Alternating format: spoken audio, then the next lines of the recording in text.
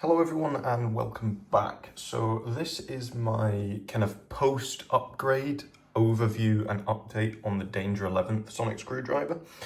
There is a previous review of this on this channel in its kind of originally intended state as the way it comes as the kit from Danger Industry. This has now gone through some extensive modifications by myself. So it's just more of a general overview of the current state of this replica. So kind of starting first and foremost, we'll get the stand out of the way.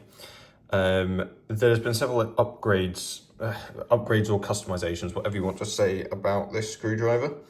The main one being the overall size and proportion. Now this sonic has been shortened by quite a large amount. It's come down about 1.5 centimeters in total now, from the various points it's been shortened from. This has come from the leather waist section here, which is now quite a bit shorter than the original one from the kit. And there's an internal kind of chassis which holds this whole screwdriver together and everything screws onto. That has now been shortened as well, making the whole sonic ever so slightly shorter and more close to the accurate measurements of the screen prop, comparing it side by side with a Roboto and a CT. They were more of this slightly shorter size, and so that's why this has been shortened. So starting at the white handle as well, this is actually from a CT 11th.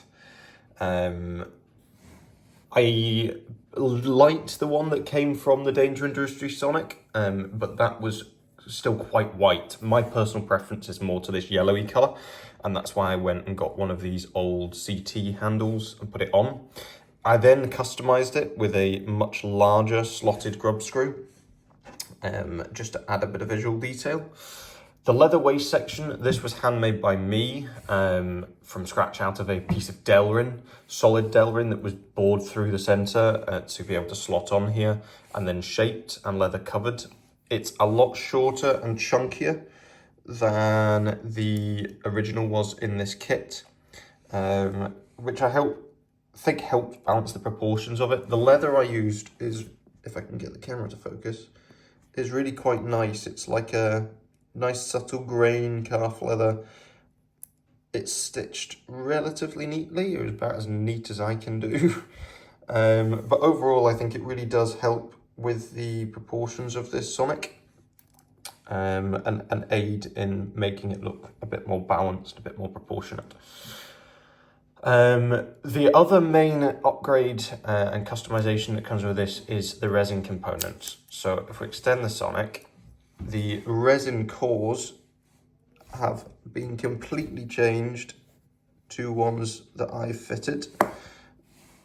Kind of a nice swirly green cores, and the lens as well is now of this kind of, if I can get it to focus, there we are, has a lot of swirl, nice bits of black detail in it, and pearlescent.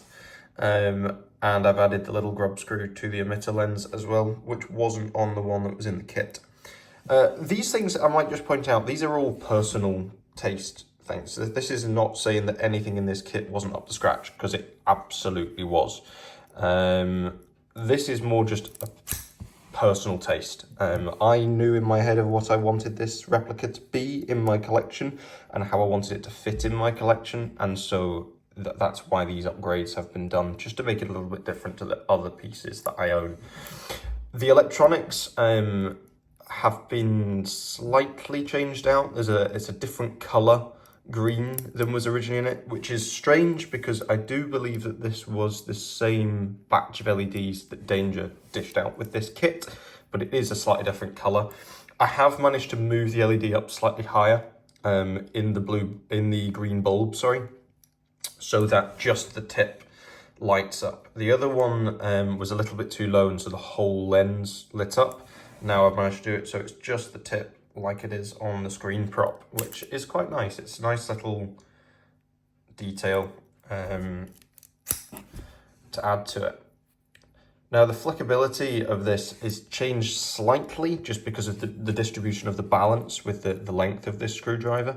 It's difficult for me to show you the flick in such a small space, but it's a great flicking sonic screwdriver. That's down to Danger's design.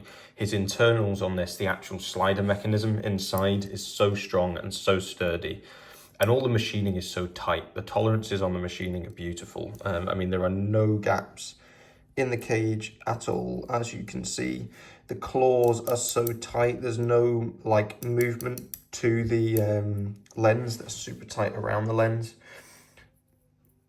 It's a gorgeous replica, it really is. And now with these little upgrades, it just makes it a little bit more personal to me and to what I wanted this Sonic to be, which is important. I don't want anybody thinking that the components in the Danger kit weren't any good, because that's not true at all. This Sonic was awesome as it came in the kit.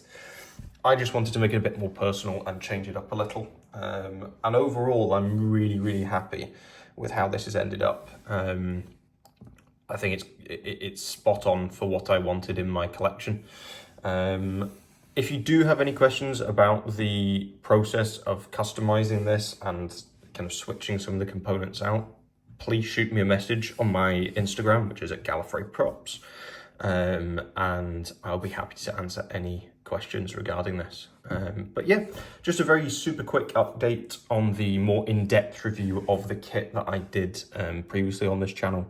I very much hope you enjoyed seeing this prop, and yeah, please shoot up Danger as well.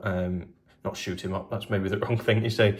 Hit him up, as I know he does have some upcoming runs of some new stuff coming in the future. Not 11s, I believe, other things. But yeah, definitely a guy worth keeping an eye on that makes some very, very awesome stuff. Take care, all the best.